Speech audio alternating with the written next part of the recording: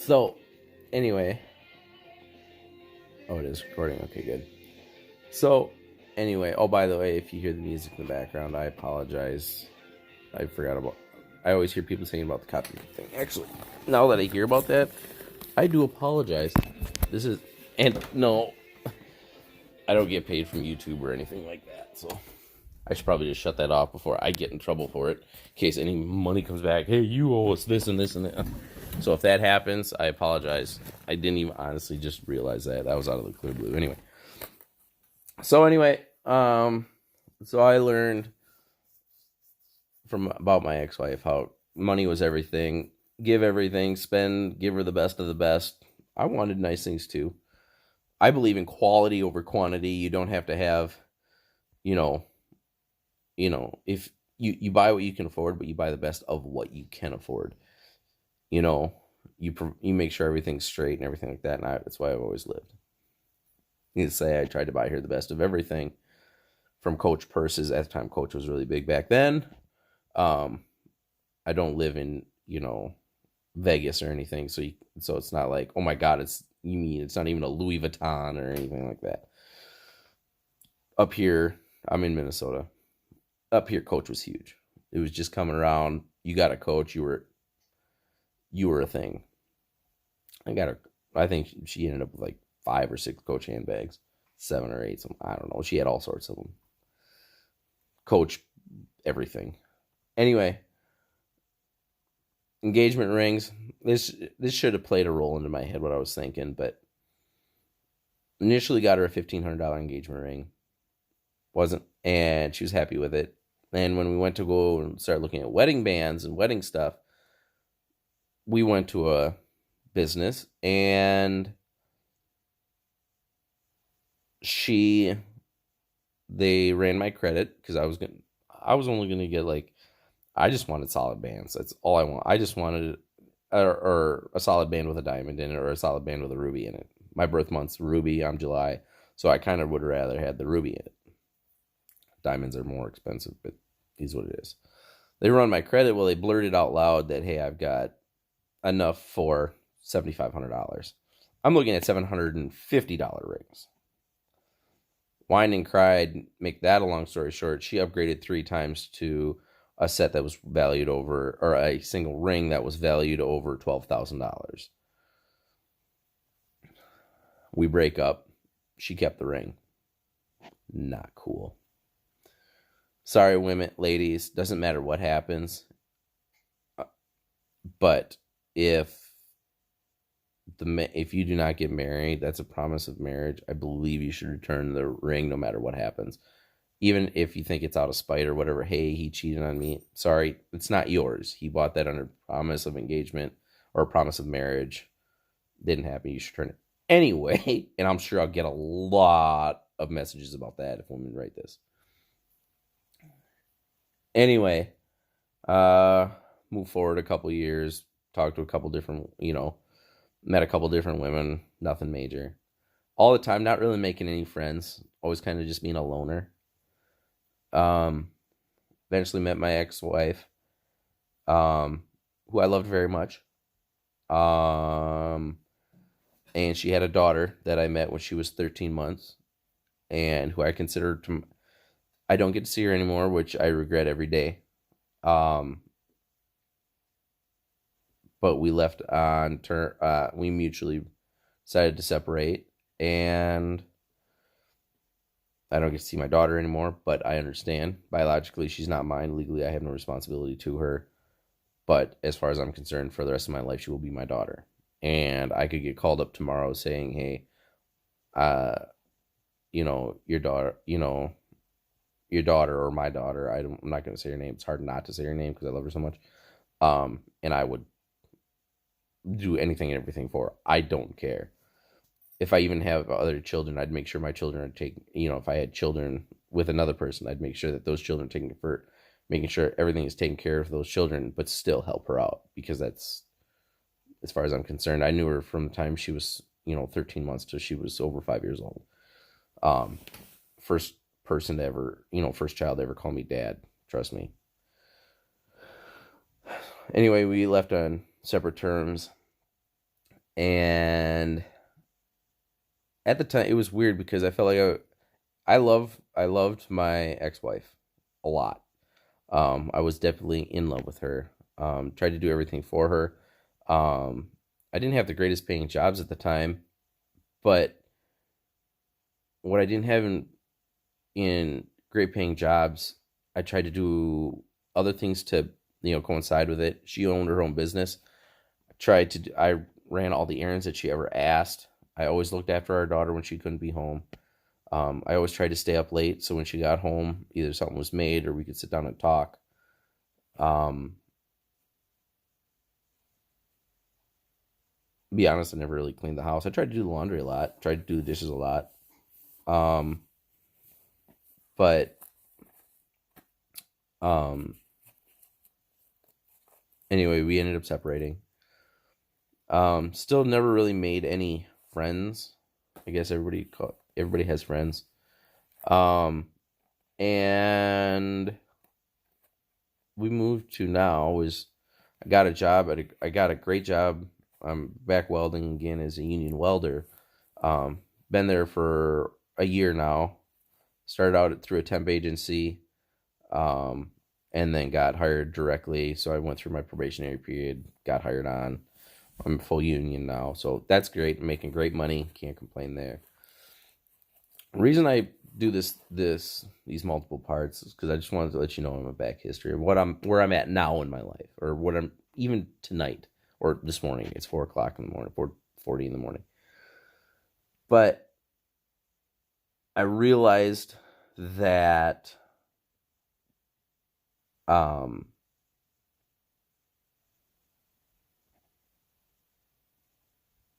I don't have a lot going for myself. I have a guy that I rent the basement of a house on a farm with a great family friend. I would consider him one of my friends. Um, Weird thing is he's 70 years old. I don't know why. It's just we have our arguments or whatever, but I help him out wherever I can, and still work. Um, the to give you the idea of how good a guy he is. Um, if you see the scar on my elbow and on my wrist, this is just this past winter. Actually started in November, all the way through January. Um, Actually, 3 weeks into January, I had surgery. Wasn't working. Wasn't making hardly anything, and wasn't paying him rent. He never asked me for anything. He knew what I was going through. If I ever needed anything, he was there. He did ask, "Hey, you want it? You do you need anything? Money for gas, money for this, money for that." Sometimes I would have to say yes. Sometimes most of the time, no. Um, because I know the type of guy. I know the person that he is. He does also keep track of the money he borrows, and justifiably so. By the way, I'm doing this on my Droid phone. So I've always surrounded myself with things that I always thought that made me happy. Buy quality versus quantity. As you can see, from my one of my videos, my ice shack. Um,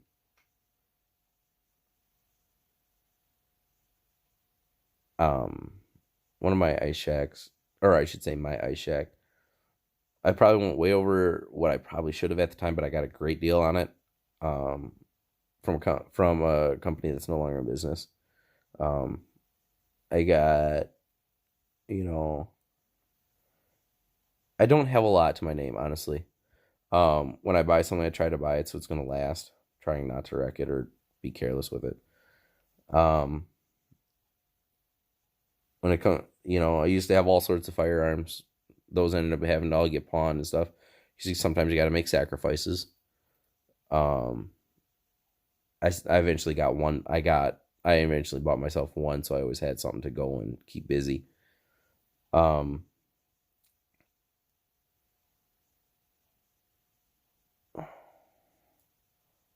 but anyway, it's to where I'm at now, and I look around me, and try to make people happy. I don't know what it's like. Um, I know what love is. I've felt that before. That for guys and girls out there, teenagers, whoever watches this video, if you ever find love in your life, it is the greatest thing in the fucking world. Pardon my French, I swear again. It is the greatest thing in the world. But when you lose it, it's the most devastating thing. You don't know where to go, and it's hard to come out of that hole. When you have things happen in your life, very negative things, beatings when you're kids or whatever, parents, you got to understand that it hangs with you forever. Now, the great thing about my mom, stepdad, I got cracked. I deserved every minute of it. That is the one time that is the one place I can say every time I deserved a punishment, I deserved it. With my stepmom, I can tell you that it took 25 years to forgive her. I do love her. She is my stepmom. The thing, like I told her when I confronted her on, is I said, I can forgive you, but I can never forget it. And the thing about never being able to forget it, and you can't put it back in your mind, is because when you get depressed and you're alone, those memories come up. And I have forgiven her for it. You know, I love my stepmom. You know, I can say that she's no longer an alcoholic, so I'm very proud of her for that. My dad I love very much. I've forgiven him for anything and everything that he's ever done. I've told my stepmom everything that she's done to me. A lot of it she didn't remember.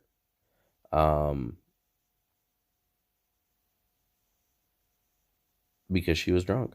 And when you tell her these things, she looks at me like she's shocked, like that couldn't have happened. Then she confirms it with my dad, and he admits to it.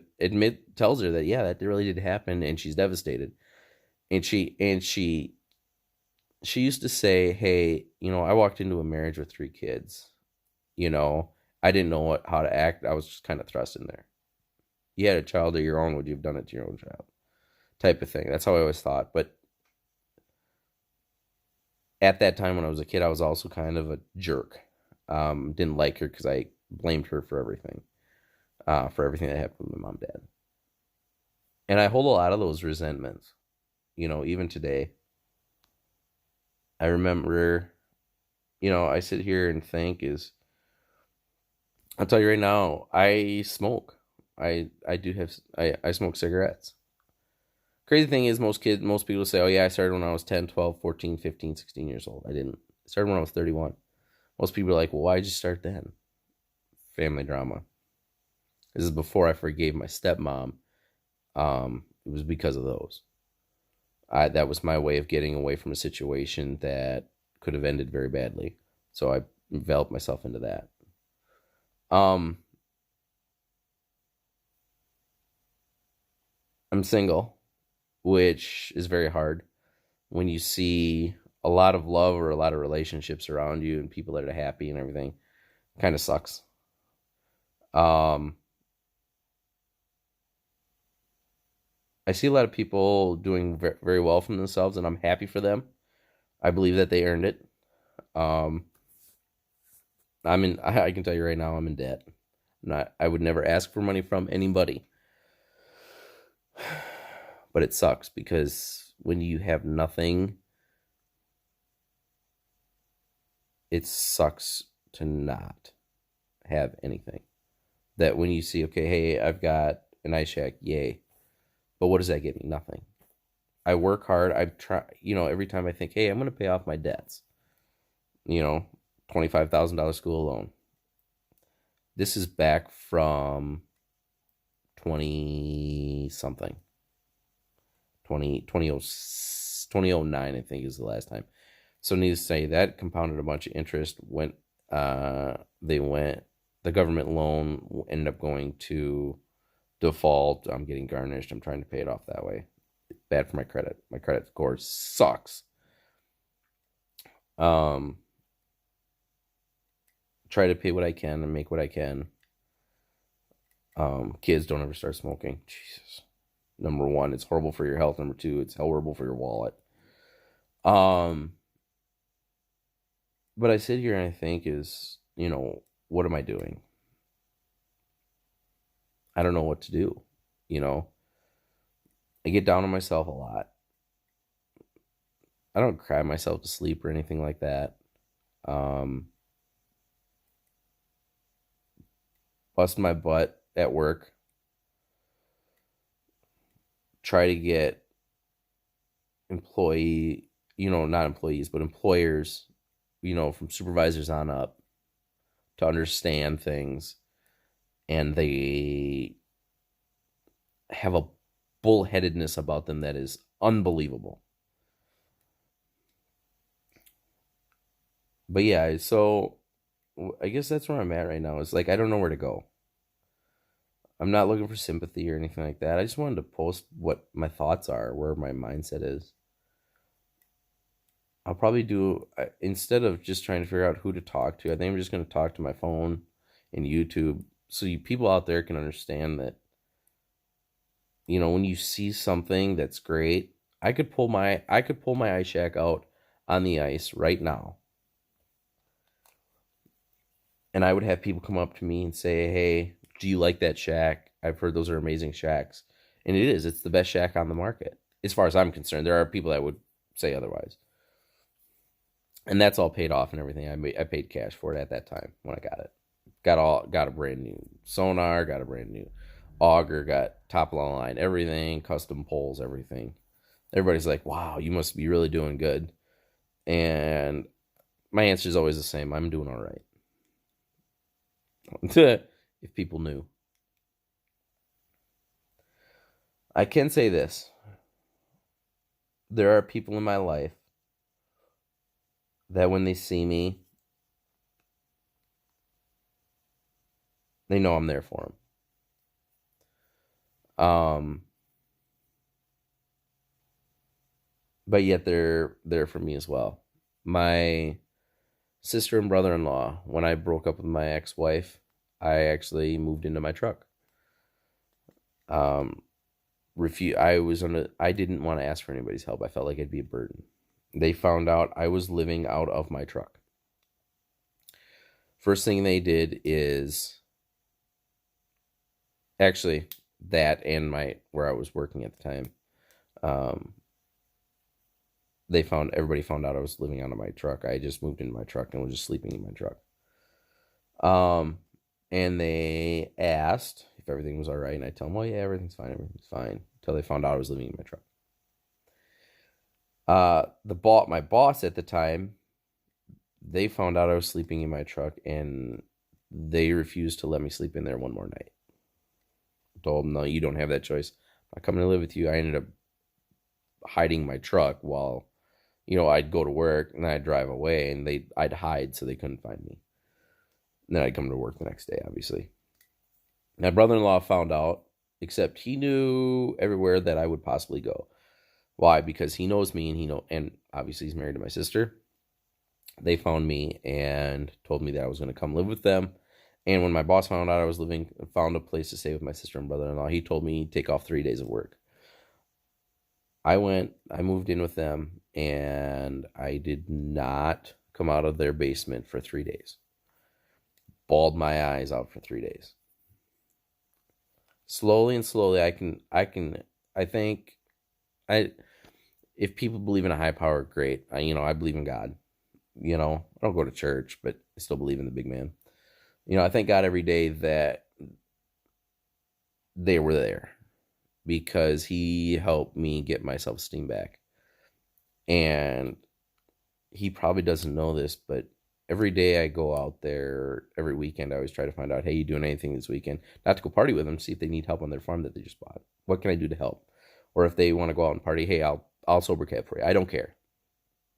What he doesn't understand is I feel like I have a life debt to him and my sister and my nieces, because they took me out of a very dark place in my life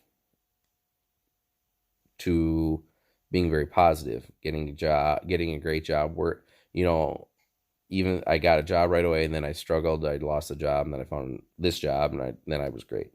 Anyway, my biggest thing is the reason I bring all this up is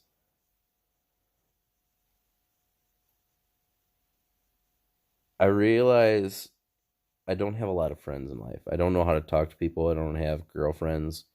I don't know how to talk to women. Everybody's like, "Oh, you just go up and talk to them." I think throughout my life, I think the reason, and I don't know, I think the reason I can't do that, or I don't know how to,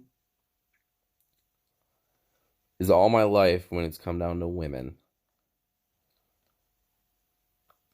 I've been, in exception for my mom, I've been screwed over.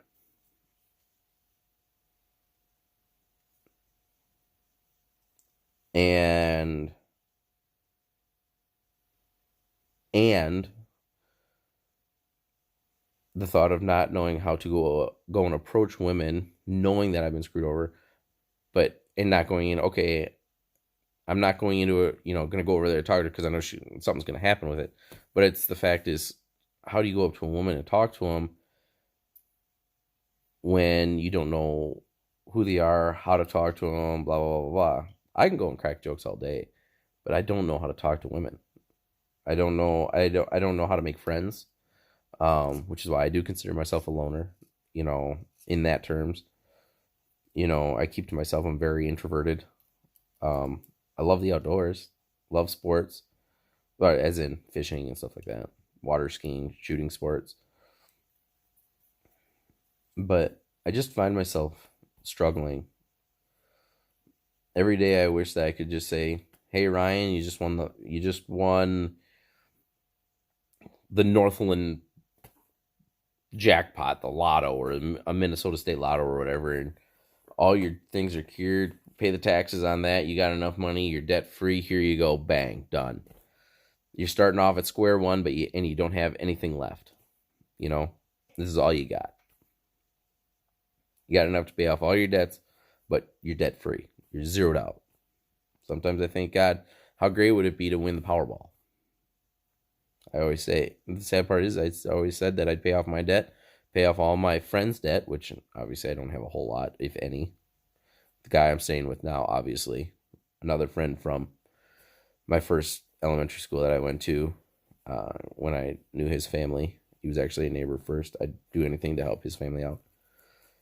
Help my mom and stepdad out, help my sister and brother-in-law out, help my dad and my stepmom out, my brother and his wife, my stepsister and her fiance. And after all, I paid off everything, make sure that they were set up for life. I'd have millions left over. And then I thought to and then I go back to, hey, I just want to go and buy a bunch of stuff for me, a house, set myself up second instead of first, make sure that I was good to go. Instead of just worrying, okay, hey, my debt's paid off. Now I'm going to pay off everybody else's stuff, get them set up, and then come back to me. Then I want to go to, then I start to think, okay, what? Then I get into the thought of now is like, why am I spending? Why don't I just save it, invest it, or do something? Because I don't know how. I'm to the point in my life now that I don't know how to do any of that. I can say that as a 37 and a half, almost 38-year-old man. I do not know how to do that. I drink Mountain Dew. No, I don't drink still. Everybody says, oh, you should go drink. Sorry. With the negative childhood that I've explained in through the videos, no.